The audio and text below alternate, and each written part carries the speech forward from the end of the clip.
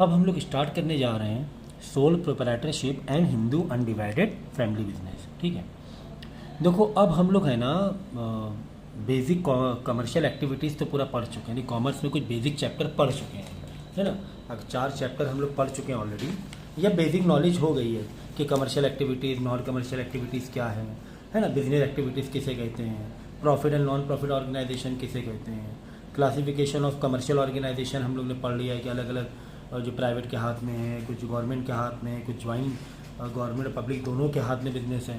ठीक है, ये भी हम लोग ने पढ़ लिया है। अब हम लोग पढ़ने जा रहे हैं कि बिजनेस के जो करने के तरीके हैं या बिजनेस करने के जो लेवल हैं।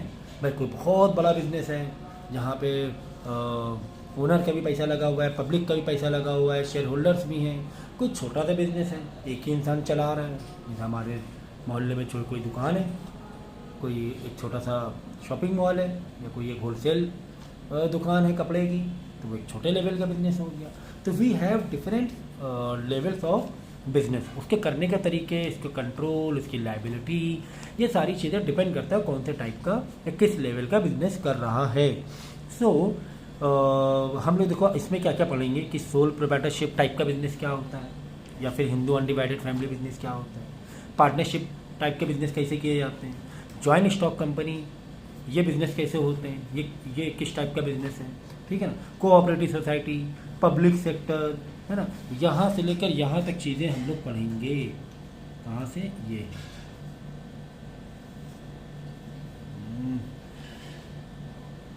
पब्लिक सेक्टर से पहले या समझ लो, sole proprietorship, partnership, joint stock company, cooperative society, public sector enterprise. ठीक है ना, यानी 1 2 3 4 5 1 2 3 4 5, ठीक है, 5 टाइप के लेवल ऑफ, मतलब कह सकते हो टाइप ऑफ बिजनेस, कह सकते हो टाइप ऑफ बिजनेस ना कहो, लेवल कहो बिजनेस का।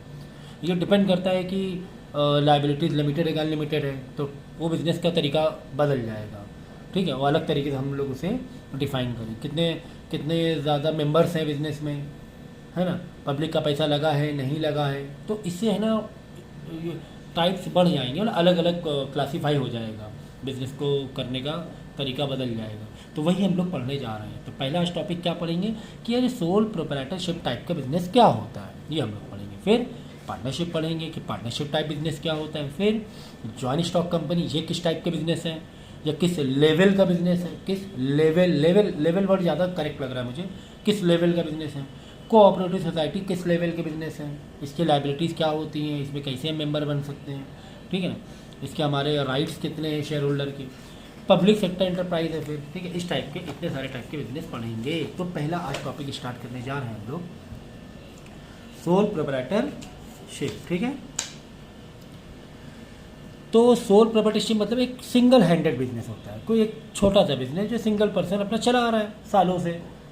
अभी तो खैर बड़ी बड़ी कंपनीज हो गई हैं, मल्टीनेशनल कंपनीज आ गई हैं, पहले ऐसा थोड़ी ना था। पहले क्या था, पहले तो सिर्फ एक छोटे छोटे बिजनेस हुआ करते थे अपने अपने मोहल्ले में, है ना, पहले ऐसे ही होते थे ना, छोटे छोटे बिजनेस अपने मोहल्ले में हुआ करते थे, अपने छोटे से एरिया में दुकान खोला, वो सामान बेच रहा होता है। लेकिन अब ऐसा नहीं, अब बड़ी बड़ी कंपनीज खुल गई हैं, मल्टीनेशनल कंपनीज खुल गई हैं, शेयर होल्डर लोगों का पैसा लगने लगा है, ठीक है ना, सब ऑनलाइन कितनी सारी चीज़ें हो गई, ग्लोबलाइजेशन हो चुका है।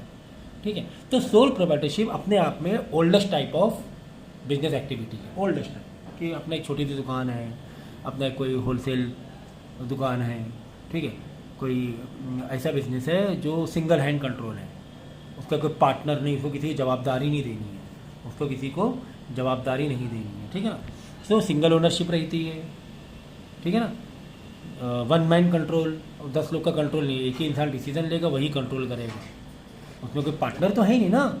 सोल का मतलब अकेला, ठीक है ना, छोटा सा बिजनेस होता है, छोटे लेवल का। नो लीगल एंटिटी, इसकी लीगली कोई पहचान नहीं है, इसकी कोई लीगली पहचान नहीं है। नो लीगल एंटिटी मतलब इसकी अपनी आइडेंटिटी नहीं है।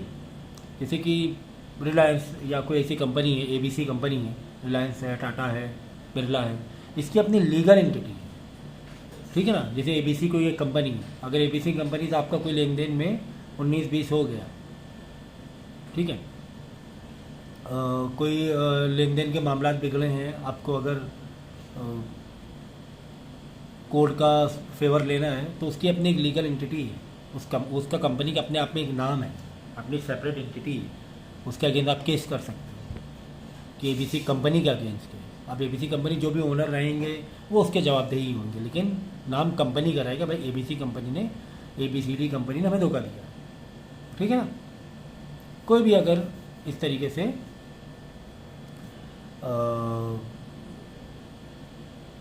कोई लड़ाई है, ठीक है ना, कोई मैटर है, कोई लेन देन में कोई दिक्कत है, ठीक है ना, तो वो आप उसके लिए कोर्ट में जा सकते हो। लेकिन सोल प्रोप्राइटरशिप तो भाई लीगल एंटिटी नहीं है, इसका अपना कोई स्टैम्प नहीं है कि होता है ना चेक अपने कंपनी के स्टैम्प जो होते हैं, तो इसका कोई अपना स्टैम्प नहीं है, ठीक है। तो कोई भी अगर डिस्प्यूट हो रहा है तो वो आपको ओनर के अगेंस्ट जाना पड़ेगा।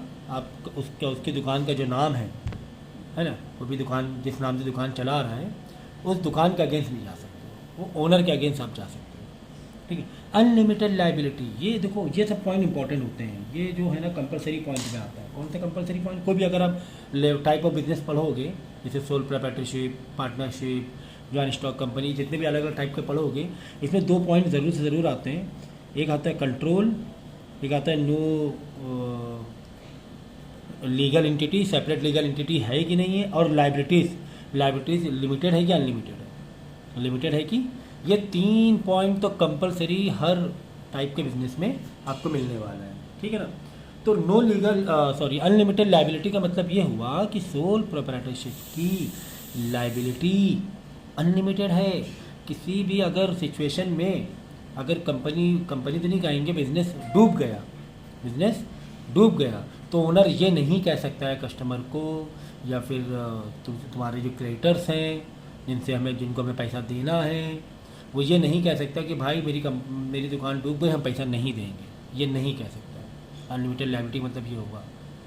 लिमिटेड लायबिलिटी में क्या होता है कि जैसे कंपनी डूब गई तो वहाँ पर जो ओनर होंगे, वहाँ पे जो पार्टनर्स होंगे, वो कह सकते हैं, क्या कह सकते हैं, भाई हम इंसॉल्वेंट हो गए, कोर्ट ने हमें डिक्लेयर कर दिया इंसॉल्वेंट, मतलब मेरा दिवालिया निकल के बर्बाद हो गया, हम पैसे के देने लायक नहीं बचे। जो भी तुम्हारा पैसा, एक बिजनेस से पैसे लेना भी होता है, पैसा जब लेना होता है, सामान बेच रहे हो, पैसा देना भी तो होता है, कहीं से सामान खरीद रहे हो, मतलब तुम्हारे जो भी क्रेडिटर्स हैं उनको पैसा देना भी तो होता है। क्रेडिटर्स मतलब व्हाट इज़ क्रेडिटर्स? जिनको पैसा देना है। क्रेडिटर्स मतलब जिनको पैसा देना है, उसे बोलते हैं क्रेडिटर्स, और डेप्टर जिनसे पैसा लेना है, ठीक है ना। काफ़ी सारी चीज़ें देखो मैं बोल रहा हूँ, ठीक है ना, मैं लिखना रहा हूँ, तो आपको क्या करना है, अगर कुछ ऐसी चीज़ें समझ में आ रही है तो आपको लिखना है कि सर ने लीगल एंटिटी मतलब ये बताया, पॉज करके आपको लिखना है वहाँ पर, ठीक है, याद रखना। तो लायबिलिटी तुम्हारी अनलिमिटेड होती है कि भाई आपके बिजनेस डूब जाए, कुछ भी हो जाए, मुझे तो मेरा पैसा चाहिए, आप अपना घर बेच के दो, आप अपने प्राइवेट प्रॉपर्टी बेच के दो, ये होती है अनलिमिटेड लायबिलिटी। हाँ, अगर जो सोल प्रोप्राइटरशिप का बिजनेस है, अगर वो उसका बिजनेस या वो बर्बाद हो गया तो उसे अपना घर बेच के भी, अपने पर्सनल प्रॉपर्टी बेच के पैसा देना पड़ेगा। लेकिन जो लिमिटेड लायबिलिटी होती है उसमें ऐसा नहीं है, उसने बिजनेस डूब गया तो बिजनेस का एसेट बेचो, आप बिजनेस वाली चीज़ें बेच के पैसा दो, घर से पैसा बेच के या घर से पैसा ला के नहीं दे सकते हो। अगर लिमिटेड लायबिलिटी, पर्सनल प्रॉपर्टी नहीं बेच सकते, तुम्हारा जो बिज़नेस क्या रहेगा उसे बेच के आप पैसा चुकाओ। ये बिज़नेस में जो भी स्टॉक बच गया, कोई भी मशीन बच गई, वो आपको बेच के देना है, ठीक, समझ गए। लिमिटेड लायबिलिटी और अनलिमिटेड लायबिलिटी का मतलब नो प्रॉफिट शेयरिंग। अरे भाई, जब एक ही इंसान का बिजनेस है तो प्रॉफिट वो किसको शेयर करेगा, कि थोड़े कोई 4-5 पार्टनर हैं। स्मॉल साइज मैं बता चुका हूँ, छोटा सा बिजनेस होता है, नो लीगल ज़्यादा लीगल फॉर्मेलिटीज़ नहीं होती हैं to start the business. To start, ये बिज़नेस को अगर स्टार्ट करना है ना तो कोई लीगल फॉर्मेलिटी नहीं है कि आपको है ना उधर से परमिशन चाहिए, उधर से लाइसेंस चाहिए, आपको ज़रूरत नहीं है, ठीक है। आपने दुकान खोली, काम करने लगे, समझ। फिर सोल प्रोप्राइटर के जैसा ही meaning of Hindu undivided family business होता है। ये पुराने जो चलते चले आ रहे जैसे कोई हलवाई है, हलवाई का लड़का हलवाई है, सुनार है, सुनार का लड़का सुनार, का लड़का सुनार, तो ये होता है हिंदू अनडिवाइडेड फैमिली बिजनेस, ठीक है ना। इसमें जितने भी लोग होते हैं वो सारे उसके मेंबर्स होते हैं हिंदू अनडिवाइडेड फैमिली में, ठीक है, सबको अपना अपना शेयर मिल जाता है।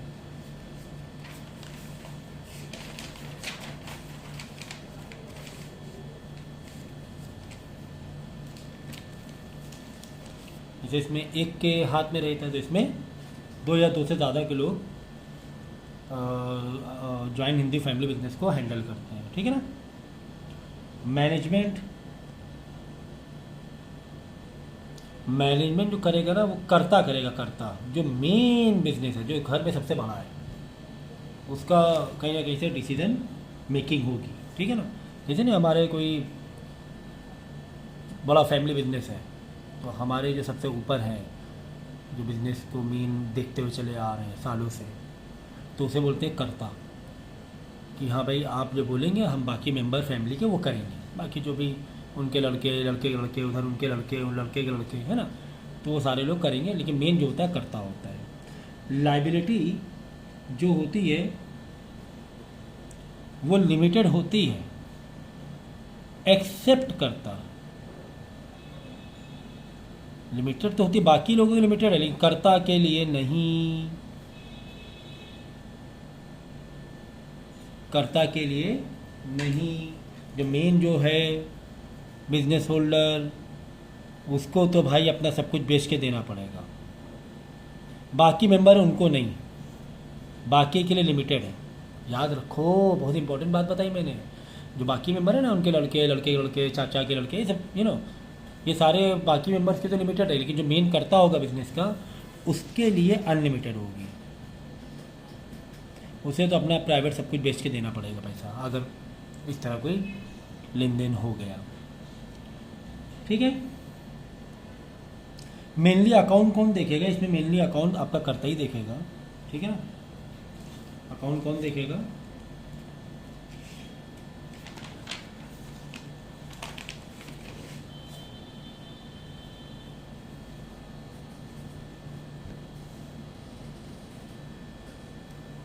कर्ता देखेगा।